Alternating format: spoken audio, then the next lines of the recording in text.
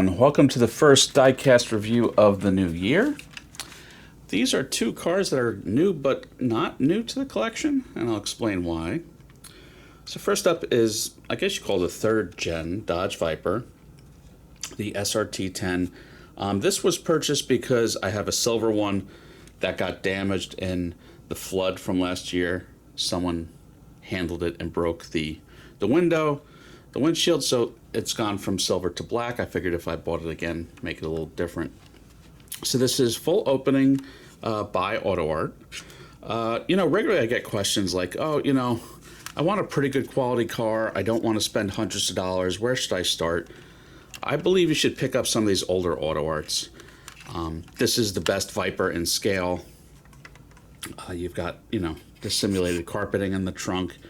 You've got the little bunched up fabric, if you can make it out, and the hinges and the convertible top. This is classic AutoArt, and it didn't really appreciate. These were maybe $59.99 retail back in the day, and I picked this up for $60. So it has not appreciated. You're not paying some inflated price for being an old rare AutoArt, and at that price, $60, I'm not mad at it. This has this is now 8.2 liter V8, V10, sorry. The Viper went from 8 liter to 8.2 to I think finally 8.4 when it was discontinued. This is the 500 horsepower iteration. These only came in manual, so it was a 6-speed.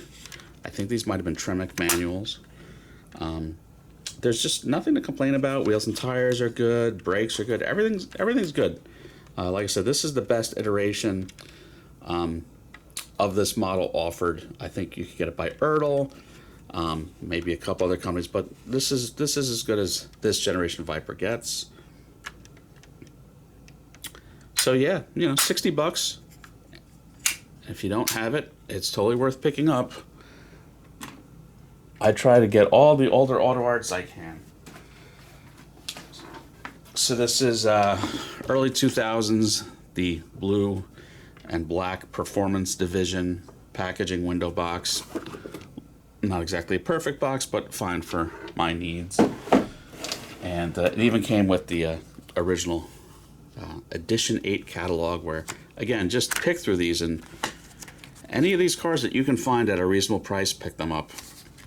For example, this yellow Lotus, I got this maybe 20 years ago for $20 new in the box, and this Lincoln was like $30, $40 new in the box. I mean, some of this stuff obviously is appreciated, but there's still plenty in here to get as a good score, so that is my tip. Next up, another rebuy is this Sunstar Horch, H-O-R-C-H, Horch.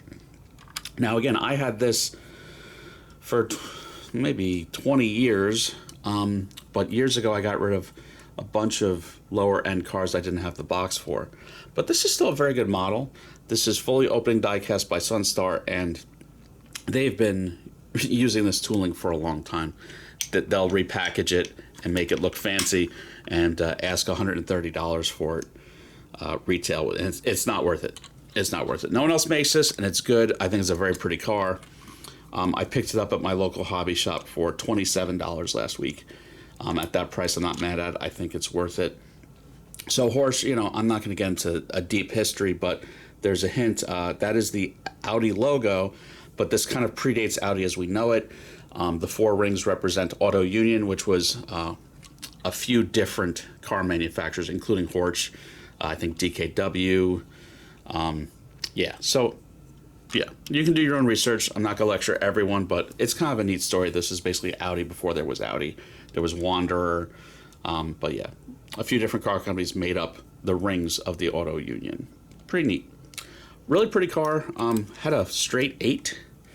A pretty big one, like a 5-liter straight 8.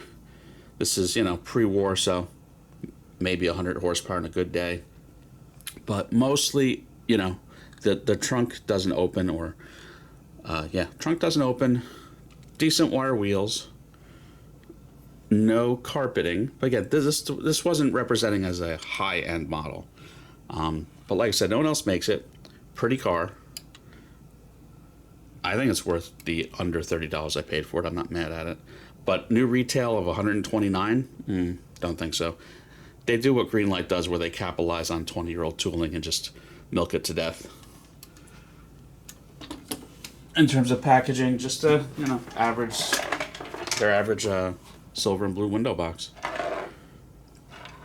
Nothing too special there, but yeah, got 10% off, so I spent about $27 on it. No shipping, always nice. So yeah, that's it for this week. Really haven't bought many cars lately. Got to get into the new year. Do keep an eye out. I have finished the Porsche Volvo, and the Porsche F40 is probably going to be finished this week. So stay tuned for that, and I'll have some shorts coming up for those. Everyone have a good one. Please like and subscribe.